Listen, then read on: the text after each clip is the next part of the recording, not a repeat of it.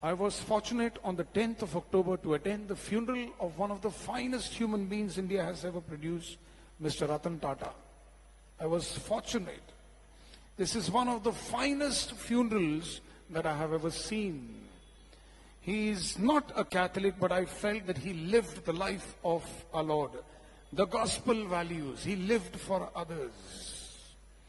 When I was there, none of them said a rich man has died. They said a good man has died. Not a rich man, good man has died.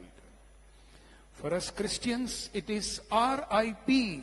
Rest in peace. When I went for this funeral, many were saying R.I.P. Return if possible. Return if possible. Because he did so much for our country.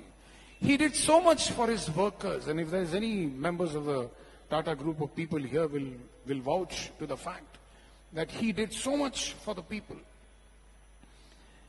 Mr. Tata had no problems in thinking. He would not say what I must do. He said, what can we do for the good of our nation? What can we do for others? What can we do for the country?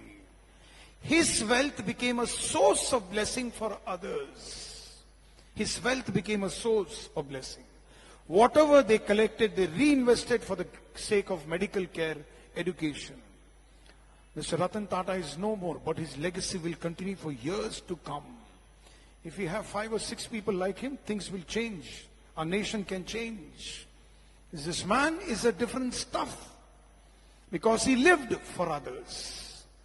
Most of us think about our own self. We are made like that. We are made like that unless we change.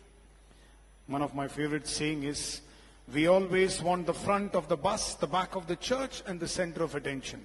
Front, back, center. This is all we think about. I always want the front of the bus, the back of the church, and the center of attention. We always think about ourselves first. That's the reason why when you get a group photograph, you will always look at your photograph first. You never look at your neighbor's photograph. You look at yourself. How am I looking? Human beings by their nature selfish. And today Jesus is inviting us to be free from the greed that we have. Many families are destroyed. Brothers and sisters don't talk to each other because of family issues. Because nobody is learning to share things with others. In one of the tombstones in England, there is a caption. Somebody is dead there. There's a caption on the tombstone. What I gave, I have. What I kept, I lost. Everything we give, our legacy continues. I think this is apt for Mr. Ratan Tata. What I gave, I have. What I kept, I lost. He never lost anything because he gave his whole of his life for others. Everything we keep to ourselves, when we die, we will lose it.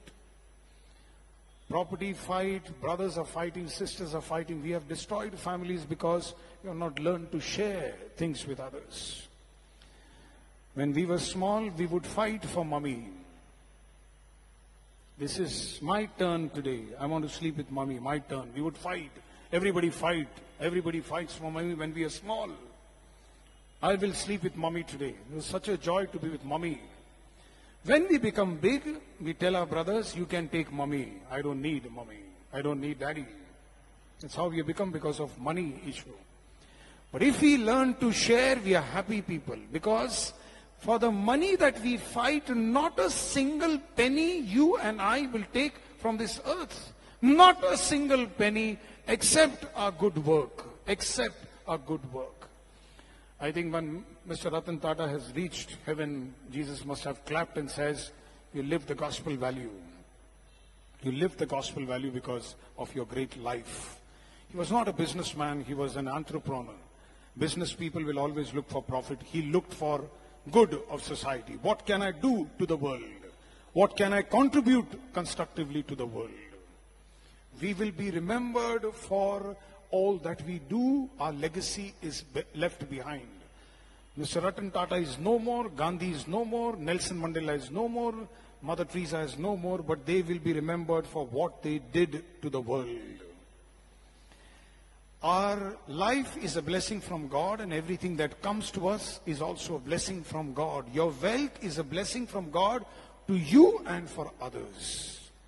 There is a saying, poor people need rich people in this world. Poor people need rich people in this world. Rich people will need poor people in the other world. Because they will tell God, this rich man was good, that rich lady was good. Poor people need rich people in this world. Rich people will need poor people in the other world. What are we doing? What type of life we are living? Are we sharing things with others which God has given? Our talents, our wealth, our time with others, we will be remembered for that legacy. Jesus is warning, any type of greed is bad. Any type of greed is bad. And therefore, today let us